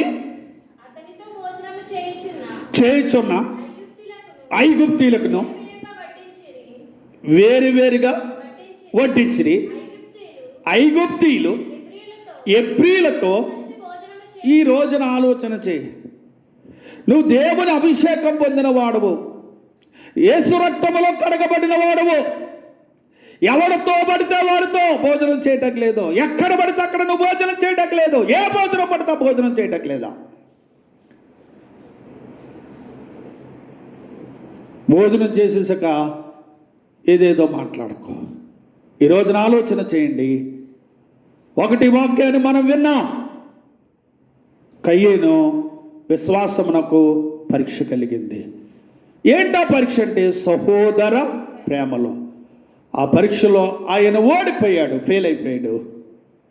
అతడు ఏమయ్యాడంటే శపించబడిన వాడిగా ఉన్నాడు. రెండవదిగా మనం చదివాం, ఎవరట? యాసావు విశ్వాసమునకు పరీక్ష కలిగింది. ఆ పరీక్షలో అతడు ఓడిపోయాడు, ఫెయిల్ అయిపోయాడు. అతనికి ఉన్న పెద్ద బిరుదు ఏమిటంటే భ్రష్టుడు. ఏమిటంట? ఒక పూట కూటి కొరకు. జాగ్రత్త, నీ ఆత్మీయ స్థితిని భోజనానికో తిండికో ఆహారానికో అమ్మేసుకోకు. నీకు ఆహార విషయంలో పరీక్ష కలిగితే ఓడిపోతున్నావా, ఆ విషయంలో గెలుస్తున్నావా? మూడవదిగా సంఖ్యాకాండము 22వ అధ్యాయం 12వ వచనములో వాక్యం ఇలా వ్రాయబడి ఉన్నది. సంఖ్యాకాండము 22వ అధ్యాయం 12వ వచనం. అందుకు దేవుడు, నీవు వారితో వెళ్ళకూడదు. చూడండి, నీవు వారితో వెళ్ళకూడదు. ఎవరు వారంటే అక్కడ రాయబడింది మోయాబీయులు అని ఉంది. ఎవరట? ఏమంటే దేవునికి ఇష్టం లేని ప్రజల వల్ల. అనాది కాలములో మనం చూస్తాం, ఆది కాండములో మనం చదువుతాం అమ్మోనీయులు, మోయాబీయుల గురించి మనం చదువుతాం. దేవుడు అన్నాడు, వారితో మీరేం చేయకూడదు, వెళ్ళకూడదు. 17వ వచనం,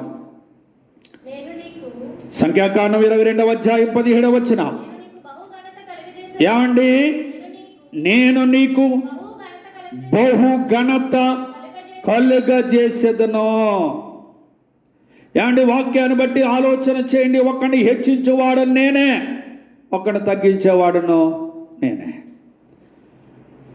దేవుడు గణపరిస్తే గణపరచగలడు, హెచ్చిస్తే హెచ్చించగలడు. ఏమంటే దేవుడు హెచ్చించాడు కాబట్టే బిలాము దగ్గరికి అనేక మంది వస్తున్నారు. బిలాము పేరు ఆ ప్రాంతాల్లో మారుమోగిపోతుంది. అందుకని అక్కడికి బాలాకు తన వారిని పంపించాడు.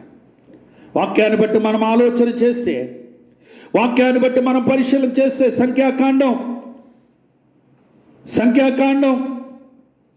22వ అధ్యాయం 18వ వచనములో వాక్యం ఇలా వ్రాయబడి ఉన్నది. అందుకు బిలాము బాలాకు, ఎండి బంగారములు నాకిచ్చినను కొద్ది పనైనను చేయనట్లు యెహోవా నోటి మాటను మీరలేను. చూడండి, నోటి మాటను నేనేం చేయలేనంటే మేరలేను అంటున్నాడు. సంఖ్యాకాండం 24వ అధ్యాయం 12వ వచనం. అందుకు బిలాము బాలాకు ఏమండి, తన ఇంటెడు వెండి బంగారములు నాకు ఇచ్చినను, నా ఇష్టము చొప్పున మేలైనను కీడైనను చేయుటకు యెహోవా సెలవిచ్చిన మాటను మేరలేను. ఒక్కసారి మీరు ఆలోచన చేయండి, ఎంత చక్కగా చెప్తున్నాడో చూడండి. ఈ రోజున దేవుని నమ్మిన మనం కూడా ఇలాగే చెప్తూ ఉంటాం.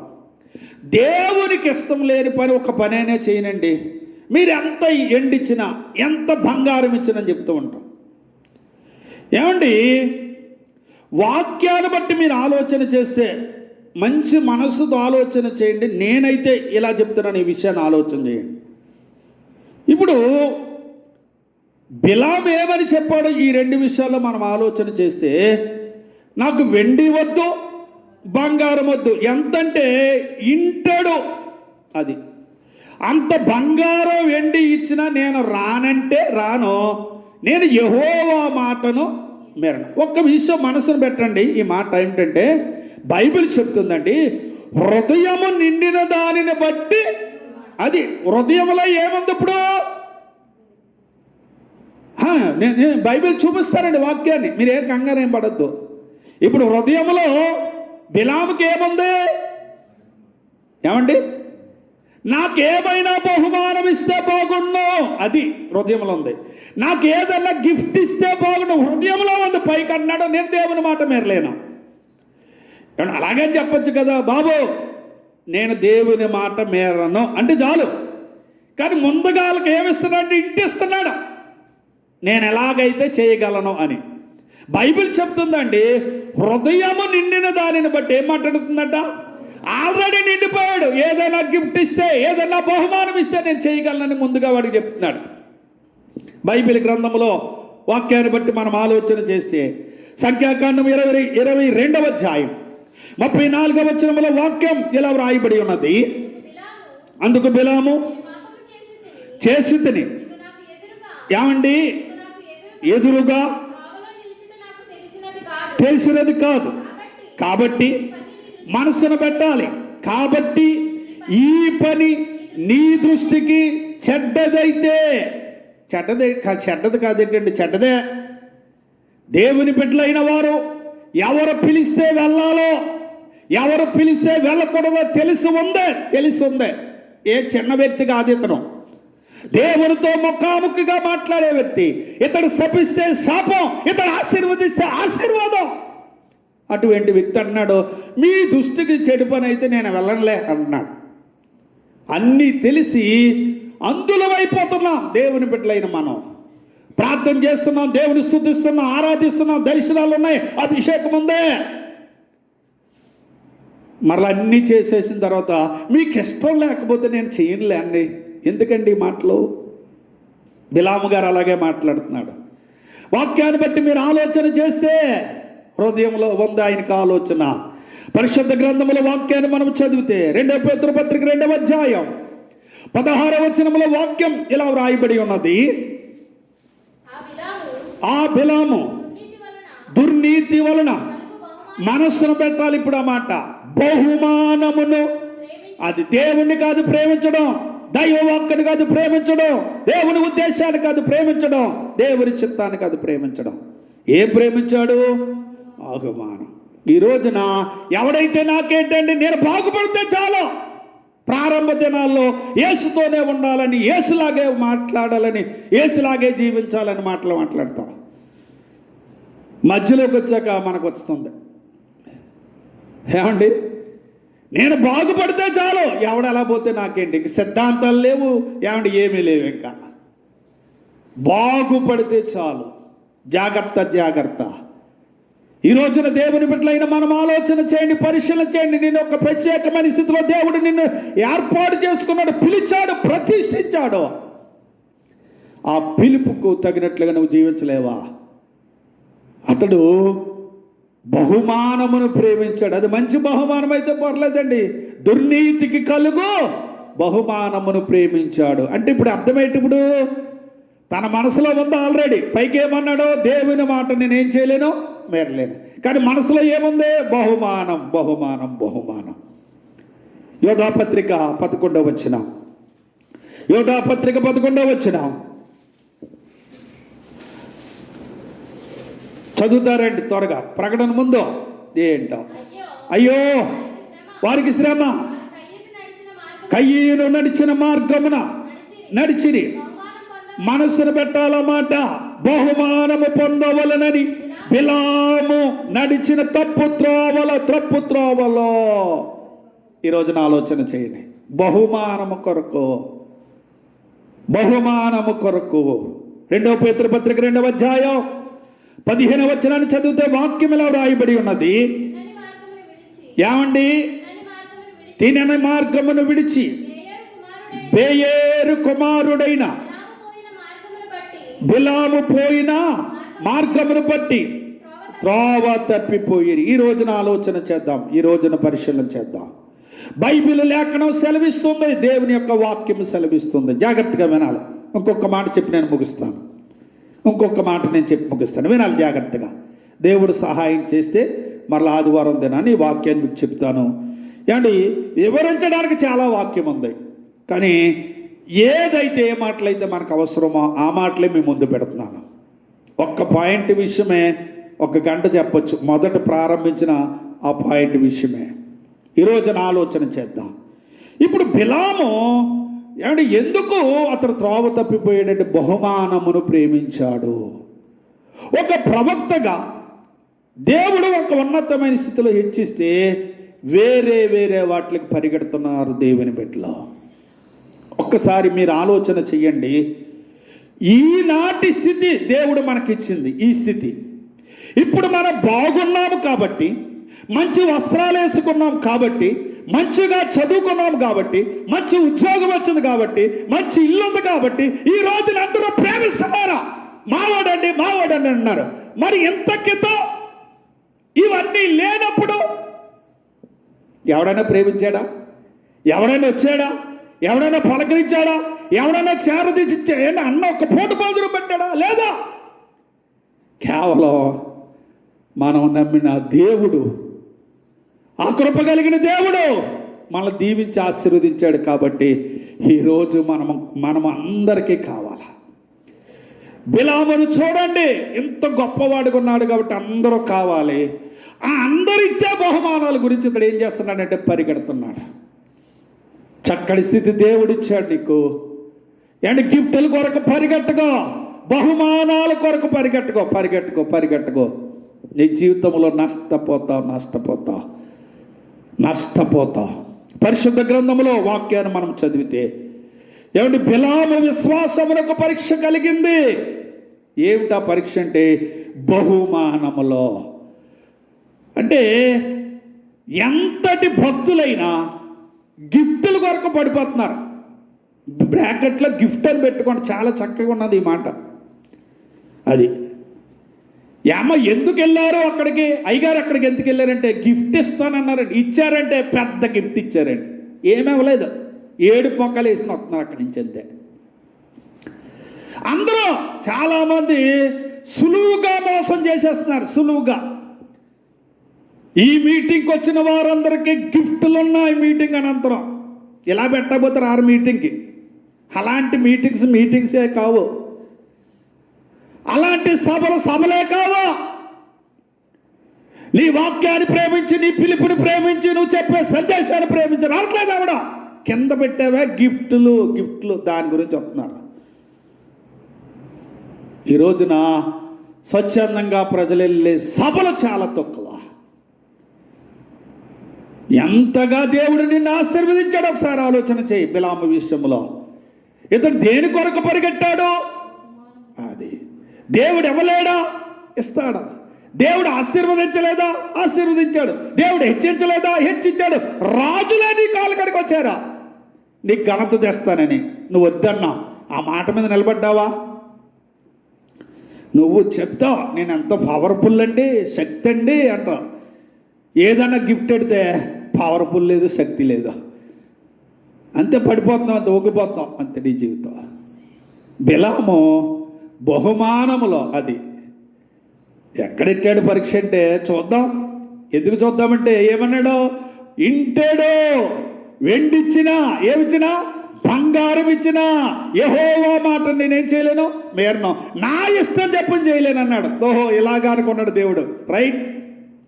చక్కగా కౌరంపించాడు. నీకెంత కావాలో అంత ఇస్తానన్నాడు బహుమానం. అంతే. దేవుడిని అడగడం మొదలుపెట్టాడు. ప్రభువా నేను వెళ్తాను అన్నాడు. ప్రభు అన్నాడు వెళ్ళు అన్నాడు.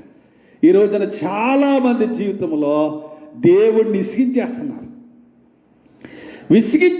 ఇశ్రాయేలు ప్రజలు విసిగించారు చూడండి, అలాగే విసిగించేస్తున్నారు. నేను వెళ్తాను. ఈ రోజున ఆలోచన చెయ్యండి. ఓడిపోయాడు బిలాము. దాని ఫలితం ఒకసారి వాక్యంలో చూద్దాం. సంఖ్యాకాండం 23వ అధ్యాయం 10వ వచనాన్ని చదువుదామండి. సంఖ్యాకాండం 23వ అధ్యాయం 10వ వచనం అండి. అదే అయ్యో అదే చదవండి. యాకోబు రేణువులు ఎవరు లెక్కించెదరు? ఇశ్రాయేలు 4 పాలు ఎవరు లెక్క పెట్టగలరు? నీతిమంతుల మరణము వంటి మరణము నాకు లభించునుగాక. అయ్యగారు ప్రార్థన చేస్తున్నారు, పెద్ద అయ్యగారు మాట. బిలాము అయ్యగారు ప్రార్థన చేస్తున్నారు. దొరికినంత మట్టుకు దండేసుకున్నాడు అయ్యగారు. ఎక్కడ గిఫ్ట్లు ఇస్తే అక్కడ తెచ్చేసుకున్నాడు. తెచ్చేసి నా గిఫ్ట్లన్నీ చూసేవాడికి చక్కని ప్రార్థన వచ్చేస్తుంది అయ్యగారికి. ఎంత చక్కగా ప్రార్థన చేస్తున్నాడో, ప్రభువా దీర్ఘ ప్రార్థన చేసేస్తాం. అంతా దీర్ఘ ప్రార్థన. ఇంకా సమృద్ధి ఉందంటే మనకి ఇంక అంతా ఇంత ప్రార్థన కాదు. నీతివంతుల వంటి మరణము నాకు లాభించనుగా. ఏండి, పరిశుద్ధంగా జీవించకుండా పరలోకం ఉండాలని అనుకోక. ఇప్పుడు వద్దా, బైబిల్ గ్రంథంలో మీరు చదవండి వాక్యాన్ని. మనం చదివితే సంఖ్యాకాండం 31వ అధ్యాయం 8వ వచనం వాక్యం ఎలా వ్రాయబడింది? సంఖ్యాకాండం 31వ అధ్యాయం 8వ వచనం.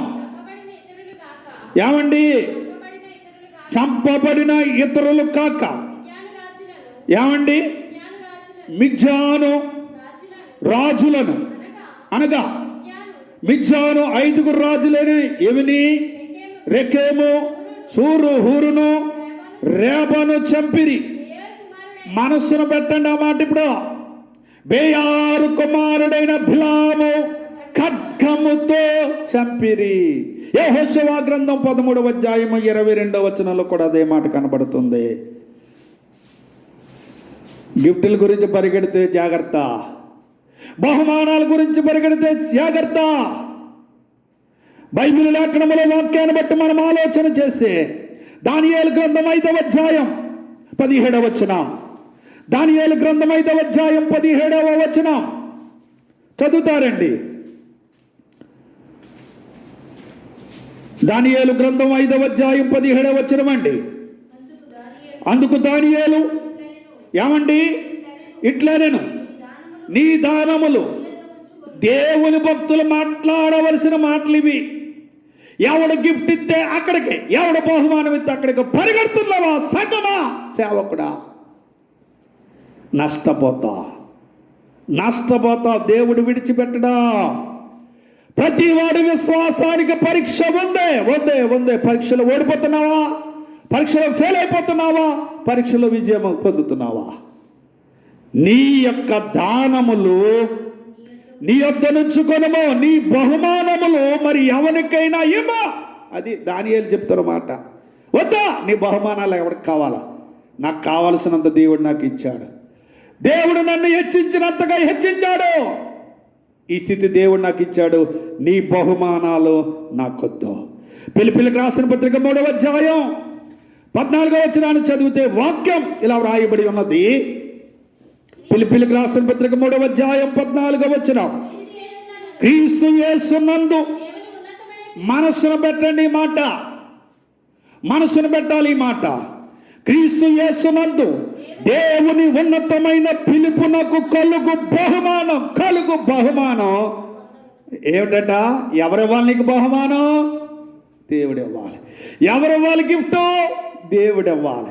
మనుషులు ఇచ్చే బహుమానం కొరకు పరిగెడుతుంది సంగమా, దేవుని బిడ్డలారా. బిలాము పరిగెట్టాడు, ఓడిపోయాడు. బిలాము పరిగెట్టాడు, ఫెయిల్ అయిపోయాడు. ఈ రోజున నీ విశ్వాసానికి పరీక్ష బహుమానం కొరకు పరిగెట్టడమేమో ఒకసారి ఆలోచన చెయ్యి. వద్దు. దేవుడు ఇవ్వవలసి వస్తే నువ్వెక్కడున్నా దేవుని బిడ్డగా నీ ఉంటే అక్కడే నీకు ఇస్తాడు. యెషయా గ్రంథం 40వ అధ్యాయం 10వ వచనం చివరి లైన్లో వాక్యం ఇలా వ్రాయబడి ఉన్నది. యెషయా గ్రంథం 40వ అధ్యాయం 10వ వచనం.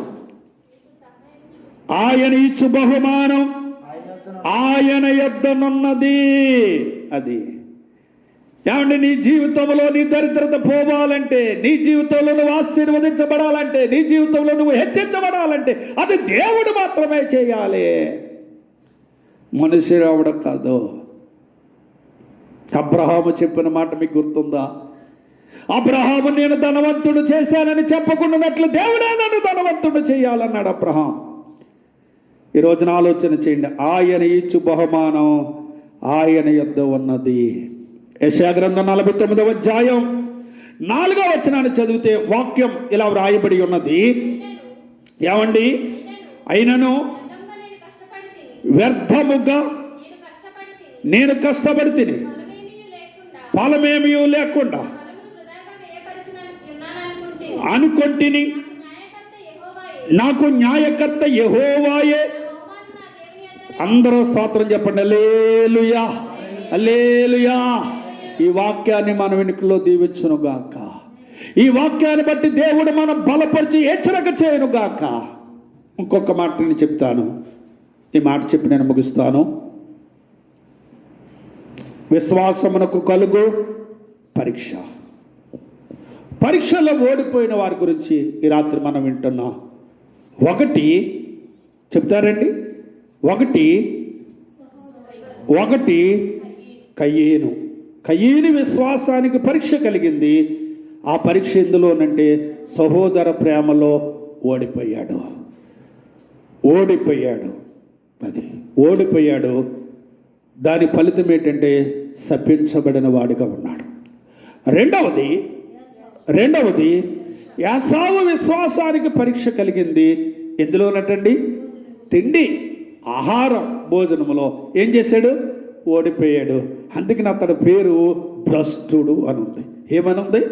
భ్రష్టుడు. మూడవది బిలాము విశ్వాసానికి పరీక్ష కలిగింది. ఆ పరీక్షలో ఓడిపోయాడు. ఏంటా పరీక్ష?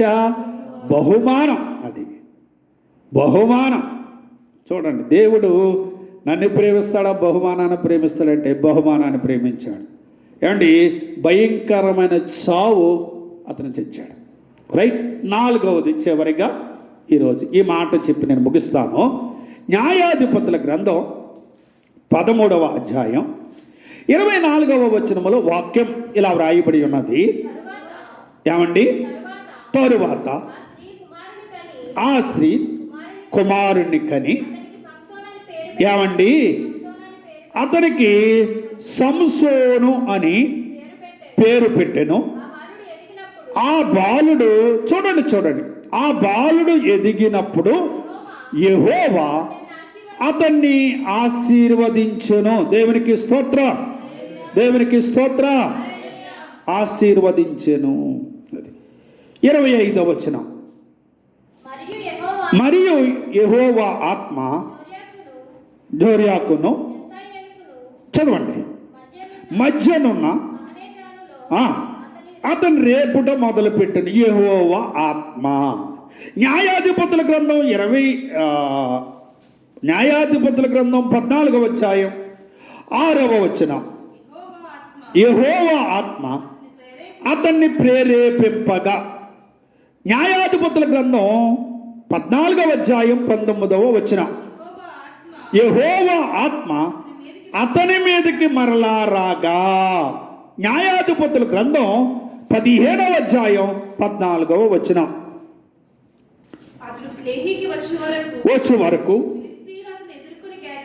వేయగా యెహోవా ఆత్మ అతని మీదకి బలముగా వచ్చినందున. చూడండి, ఇవన్నీ వచనాలు ఎందుకు మిమ్మల్ని చదివిస్తున్నానంటే, ఎంతటి అభిషేకం కలిగిన వ్యక్తో చూడండి సంసోను. దేవుని ఆత్మ కలిగిన వాడు, దేవుని అభిషేకం కలిగిన వాడు, దేవుని ఆశీర్వాదం కలిగిన వ్యక్తి.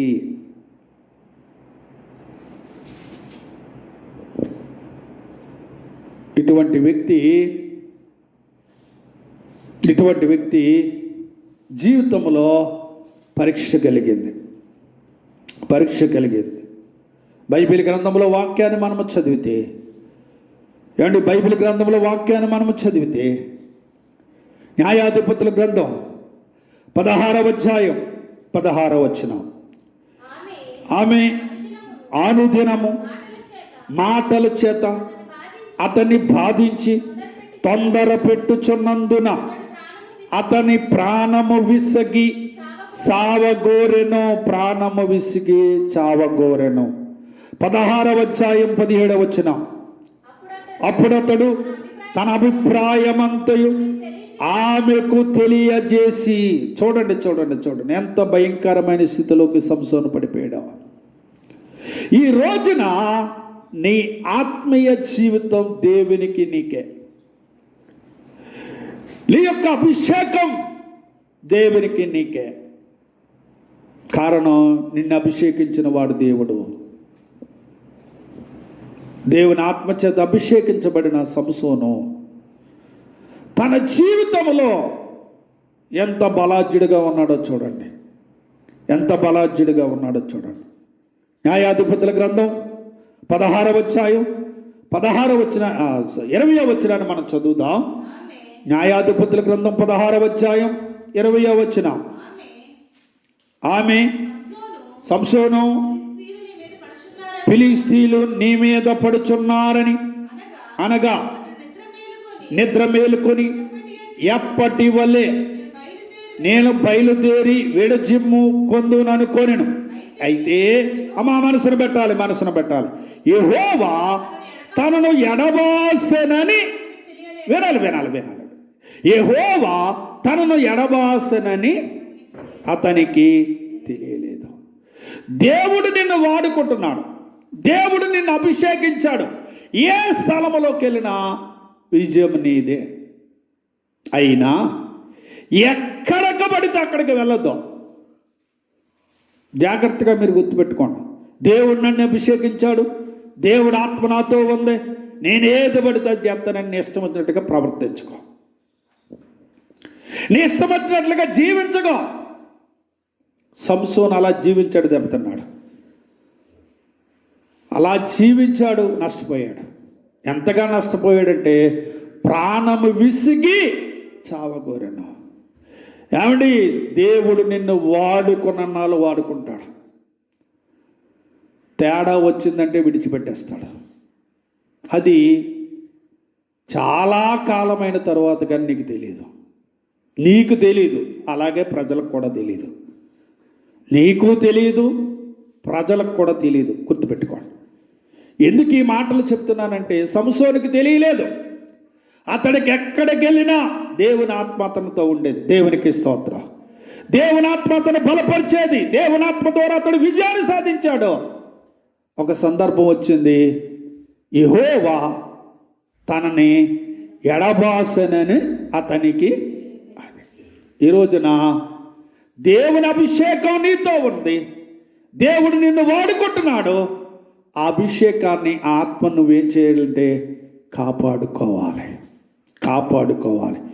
ఆ పరిశుద్ధాత్మ వాతావరణ పరిస్థితి నీలో లేకపోతే ఆ పరిశుద్ధాత్మ నీలో ఉండదు. ఆ పరిశుద్ధాత్మ నీలో నివాసం చేయదు, నేను విడిచిపెట్టేస్తుంది. సంసోను ఏం చేసిందంటే విడిచిపెట్టేసింది. దేవుని బిడ్డలైన మీరు ఆలోచన చేయండి. దేవుడి అభిషేకం మీకుంది, నేను కాదంటలేదు. దర్శనాలు మీకున్నాయి, ప్రవచించేవారుగా ఉన్నారు, కళ్ళకు అర్థం చెప్పేవారుగా ఉన్నారు, భాషలు మాట్లాడుతున్నారు. ఒకవేళ దేవుడు నిన్ను విడిచిపెట్టాడేమో ఒకసారి చూడ, దేవుడు నిన్ను మర్చిపోయాడేమో ఒకసారి చూడు, విడిచిపెట్టేసాడేమో ఒకసారి చూడు.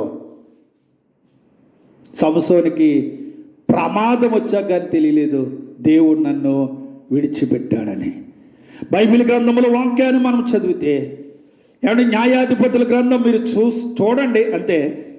అంటే 16వ అధ్యాయం 28 నుండి 30 వరకు ఆ చరిత్ర మనకు కనబడుతుంది. 4వదిగా సంసార విశ్వాసమునకు పరీక్ష కలిగింది. దేనికంటే ఆత్మీయ జీవితమునకు. ఆత్మీయ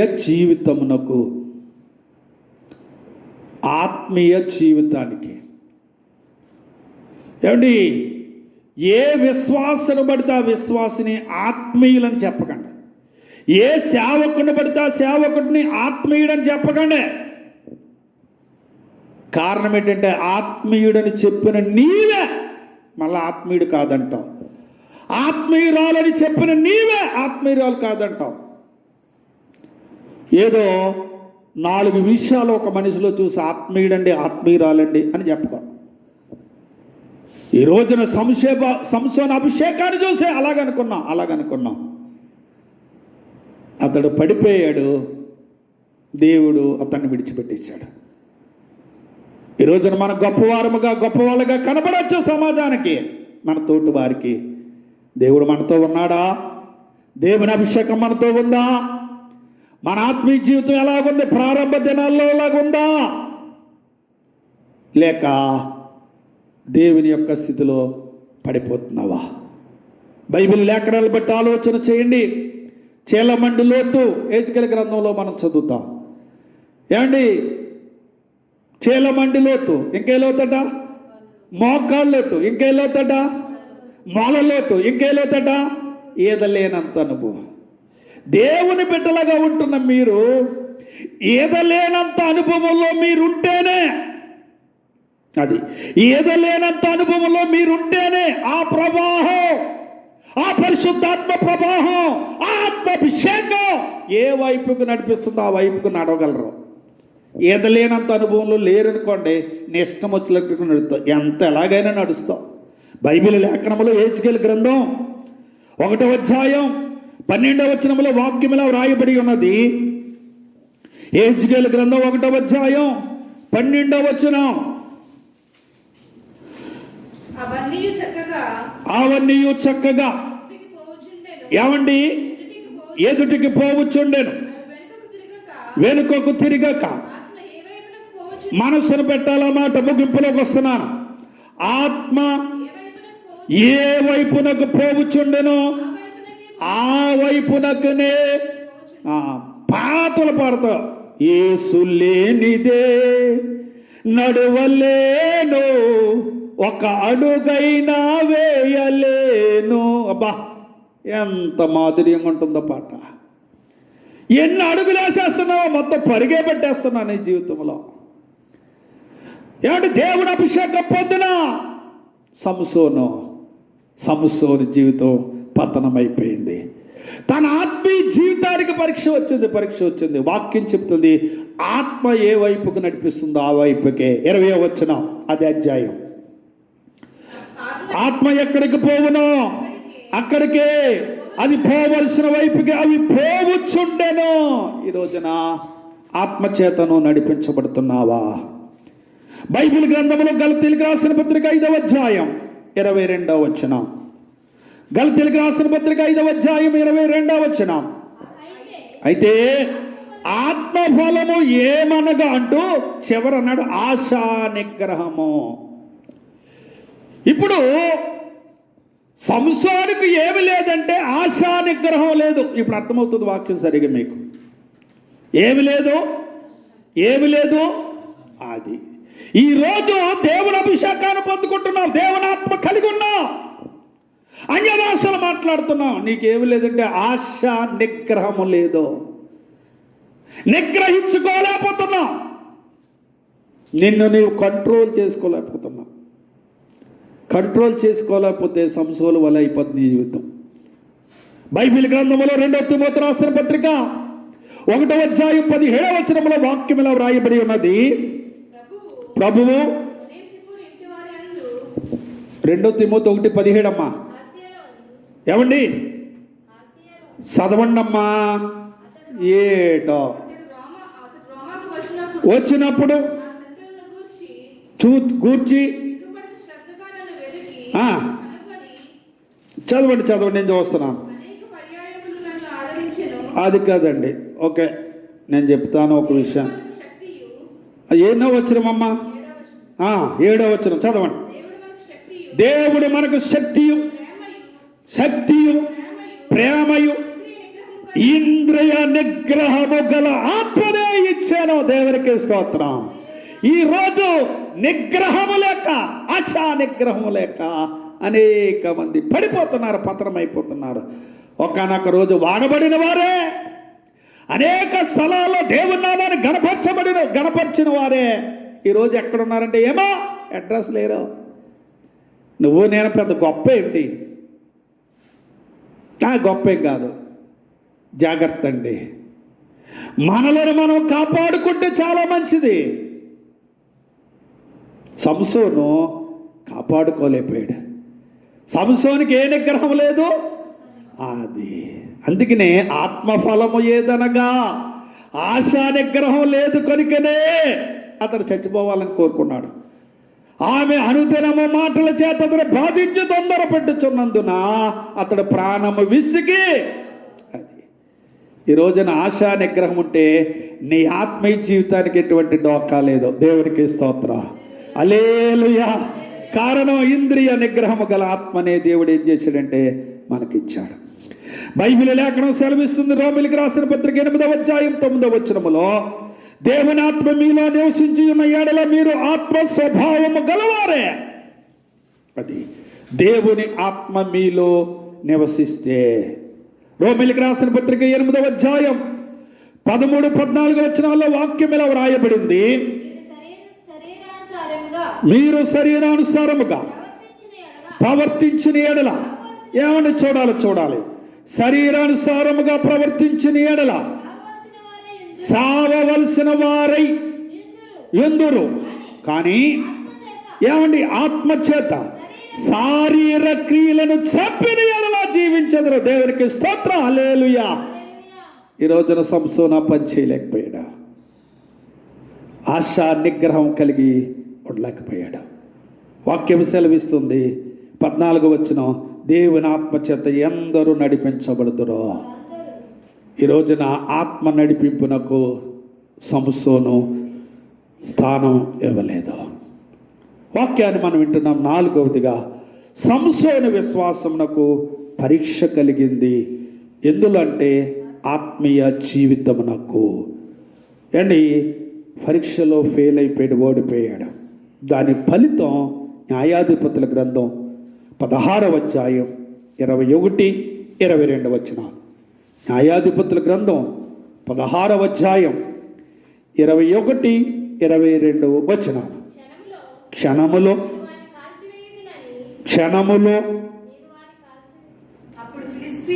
అమ్మా, న్యాయాధిపతుల గ్రంథం 16వ అధ్యాయం 21 వచనమండి. అప్పుడు ఫిలిష్తీయులు అతన్ని పట్టుకొని, ఏమండి చూడు, పట్టుకొని అతని కన్నులను ఓడదీసి గాజాకు అతని తీసుకుని వచ్చి ఇతడి సంకెళ్ళ చేత అతని బంధించి, అతడు బందీ గృహములో తిరగలి విసురువాడాయను.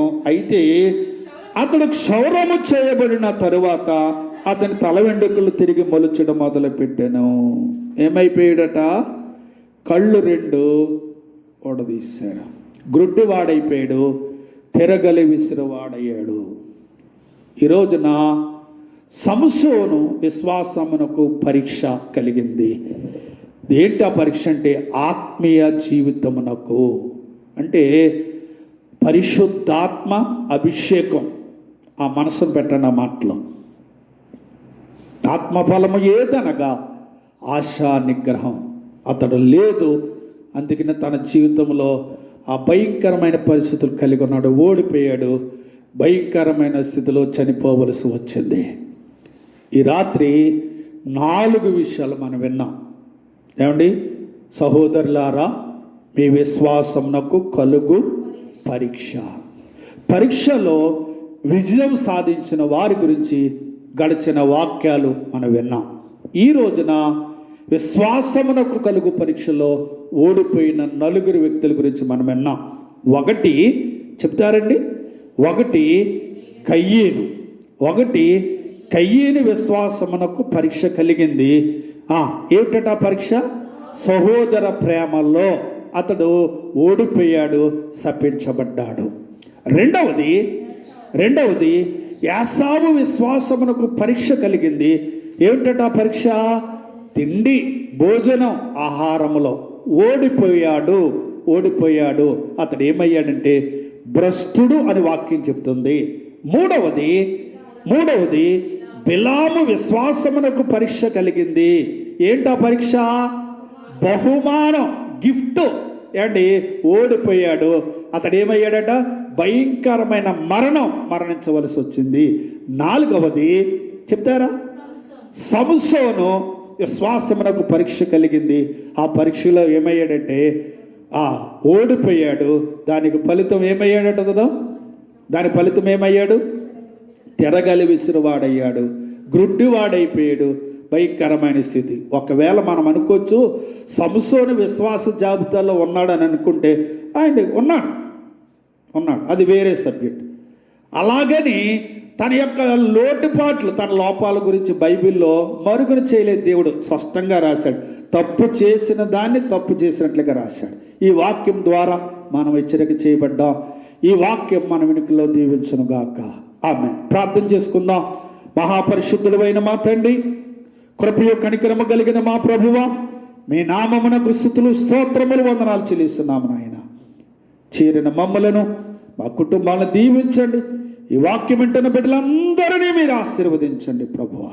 మంచి నేలను పడిన విత్తనముల వలె నూరంతలుగా ఫలింపచేయమని, అయ్యా వాక్యం వింటున్న ప్రతి బిడ్డను మీరు ఆశీర్వదించమని, నీ రాకడ కొరకు స్థిరపరచండి, సిద్ధపరచమని ప్రభువా, నీ చిత్తాన్ని బట్టి మరొక పర్యాంతం ఈ వాక్యాన్ని వినే కృపను మాకు దయచేసి మహిమ ఘనత ప్రభావాలు మీకే చెల్లిస్తూ నజరేయుడైన యేసుక్రీస్తు నామమున ప్రార్థన చేయుచున్నాను పరమ తండ్రి, ఆమేన్. తండ్రి అయిన దేవుని ప్రేమ, కుమారుడు రక్షకుడైన యేసు ప్రభు వారి కృప, పరిశుద్ధాత్మ సహవాస సన్నిధి సదాకాలం తోడుగా ఉండునుగాక. ఆమేన్.